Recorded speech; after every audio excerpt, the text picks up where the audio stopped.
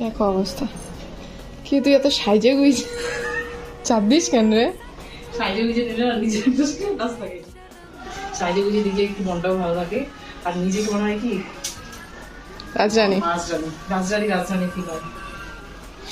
সাইজে গুজে ঝাঁপ দিবি। আমি ছাদ থেকে এসে দেখি ও সত্যি এরকম সাইজে গুজে ঝাড় দিচ্ছে, মানে আমি দেখে অবাক হয়ে গেছি, তার জন্য ক্যামেরাটা অন করলাম। না ভাই, সাইজে তুই দেখিস একবার, সাইজেটা ওই যে ঝাঁপ দিয়ে দেখবি, ফিল করবি জিনিসটা, দেখবি যে সে লাগতেছে। সে বিকেলে খাচ্ছি আমাদের প্রিয় কালো মিষ্টি। ল্যাংচা।